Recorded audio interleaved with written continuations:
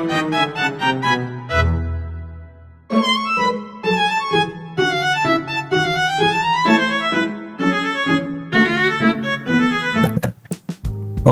selamat malam teman-teman dan Pak Dery.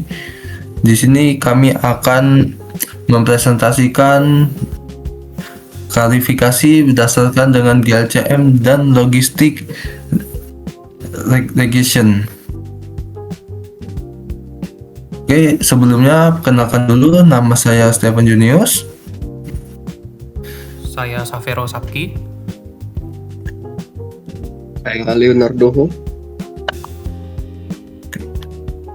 Oke, selanjutnya akan dipresentasikan oleh Leonardo Ho. Oke, jadi yang pertama latar belakang. Di bagian latar ini, jadi beras itu memiliki banyak varietas dengan karakteristik yang mirip. Jadi untuk membedakannya itu sulit. Kemudian pengolahan citra digital itu digunakan untuk mengenali pola dari tekstur beras secara otomatis. Kemudian untuk GLCM serta logistik regression itu kita gunakan untuk mengetahui. Jadi fitur tekstur itu bisa ngebedain beras arborio dan basmati atau tidak. Kemudian tujuan penelitian. Pertama, tujuannya untuk mengklasifikasikan beras arborio dan juga basmati. Kemudian mengekstraksi fitur tekstur menggunakan GLCM, menganalisis pengaruh setiap fitur GLCM terhadap hasil klasifikasi serta mengukur performa logistik regression.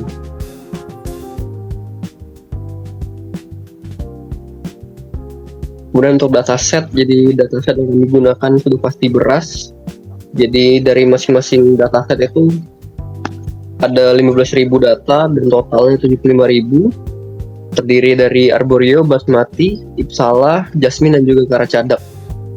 Kemudian di subsetting binner, di bagian subsetting ini kita menggunakan arborio yang ditandai sebagai 0 dan juga basmati sebagai 1.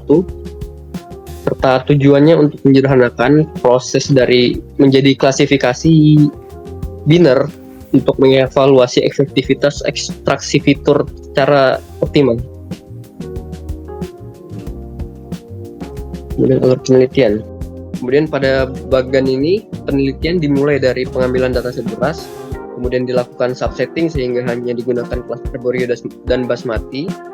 Selanjutnya dilakukan preprocessing berupa grayscale dan resize. Gambar kemudian diekstraksi menggunakan GLCM sehingga menghasilkan 5 fitur tekstur, yaitu kontras, dissimilarity, homogeneity, energy, dan correlation. Fitur tersebut dibagi menjadi data training dan testing. Lalu dinormalisasi menggunakan standar scaler. Setelah itu model logistik regression dilatih menggunakan data training dan menghasilkan prediksi berdasarkan probabilitas yang diperoleh dari fungsi sigmoid. Terakhir, performa model dievaluasi menggunakan akurasi, precision, dan recall.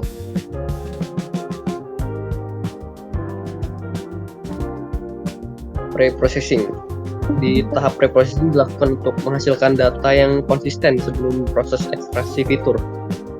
Jadi seluruh citra itu diubah ukurannya menjadi 224 x 224 pixel untuk menjamin konsistensi input model.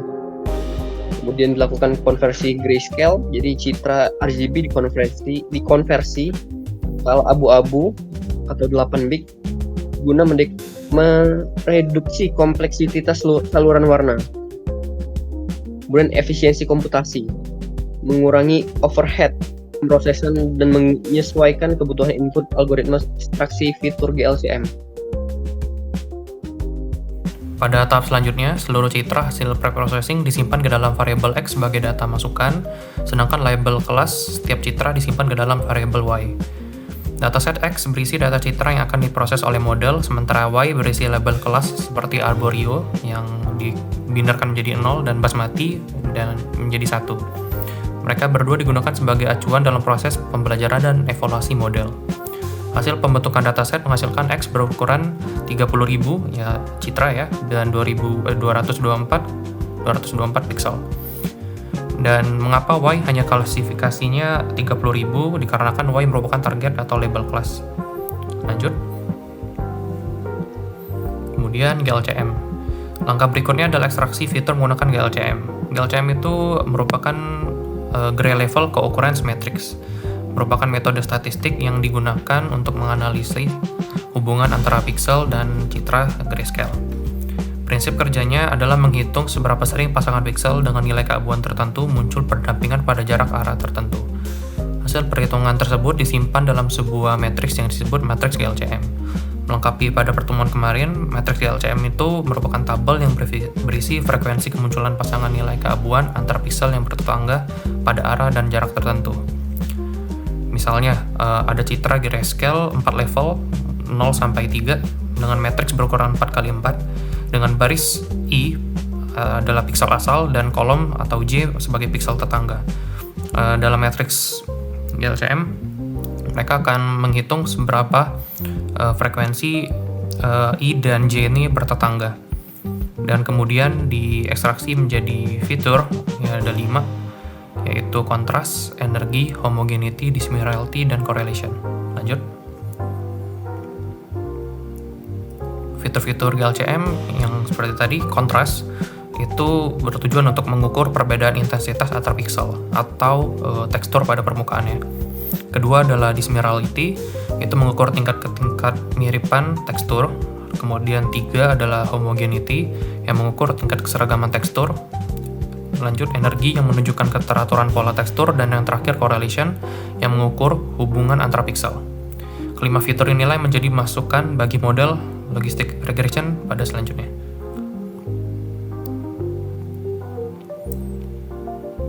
Berikut ada koefisien dari modelnya.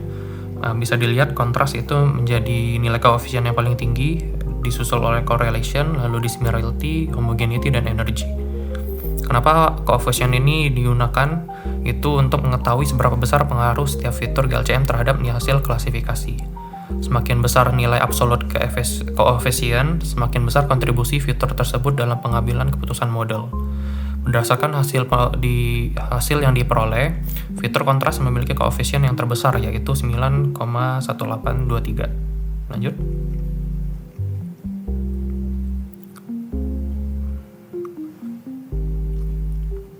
Ini hasil koefisien modelnya tadi. Ini menunjukkan hasil ini disimpulkan perbedaan intensitas dan hubungan antar piksel merupakan karakteristik tekstur yang paling berpengaruh dalam proses klasifikasi. Lanjut. Normalisasi. Karena nilai setiap fitur GLCM sebelumnya itu memiliki rentang yang berbeda, maka dilakukan normalisasi menggunakan standar scalar. Metode ini menggunakan rumus Z-score, yaitu nilai dikurangi rata-rata, kemudian dibagi standar deviasi. Normalisasi diperlukan karena setiap fitur memiliki rentang nilai yang berbeda. Dengan normalisasi, semua fitur berada pada skala yang sama, sehingga proses pelatihan model selanjutnya menjadi lebih stabil dan lebih cepat. Lanjut. Oke, berikut ada chain test split. Data total sebanyak 30.000 citra dibagi menggunakan skema validasi silang, ya, yang berupa ada 67% dan 33%. Yang 67% itu untuk data training, digunakan untuk membelajarkan bobot model. Kalau untuk 33% itu data testing, digunakan untuk evaluasi akurasi akhir. Klasifikasi dengan logistic regression. Klasifikasi linear terbobot ini ada 3, ada mode efisien, fungsi aktivitasi, probabilitas prediksi. Oke, yang pertama ada model efisien dulu, sangat tangguh untuk masalah klasifikasi biner yang dua kelas dengan probabilitas output yang halus. Kalau untuk fungsi aktivitasinya menggunakan fitur sigmoid untuk memetakan hasil kombinasi linear fitur ke dalam rentan 0,0 atau 1. Oke, yang ketiga ada probabilitas prediction, itu output interpretasikan sebagai probabilitas sampel beras termasuk ke dalam kelas basmati atau kelas arborio. Ini ada probabilitas. Berikut ada rumusnya, rumus untuk sigmoidnya, dan ini ada hasilnya Z Z-nya ada min 1,167 dan P 0,2373. Ini ada fungsi matrisnya yang seperti yang kita tahu. True negatifnya itu di 4055, kemudian false positifnya di 941, kemudian di false negatifnya 923, dan true positifnya itu di 3981. Dari angka tersebut bisa dimasukkan ke akurasi, precision, dan recall menggunakan rumus yang ada di slide. Itu akan menghasilkan selanjutnya nilai dari akurasinya.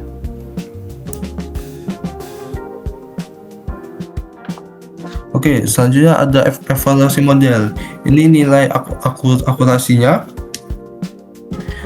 Nilai akurasinya itu 0,81177171. Itu menurut saya model tersebut lumayan akurat untuk berasnya tersebut ya. Dan terakhir untuk kesimpulan dari saya, sangat efisien kombinasi ekstraksi fitur tekstur GLCM dan model logistik regression 81%,17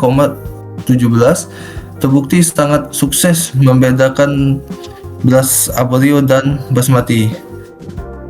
Kunci utama kepada fitur kontras merupakan parameter penentu yang paling berpengaruh atau dominan dalam klasifikasi ini. Yang ketiga ada model stabil, penerapan standarisasi data standar scalar pada dataset yang seimbang menjamin akurasi klasifikasi yang sangat tinggi dan optimal. Oke, sekian presentasi dari kami. Mohon maaf jika ada salah kata atau ada salah ucap. Kami ucapkan terima kasih. Terima kasih. Terima kasih, Pak. Terima kasih.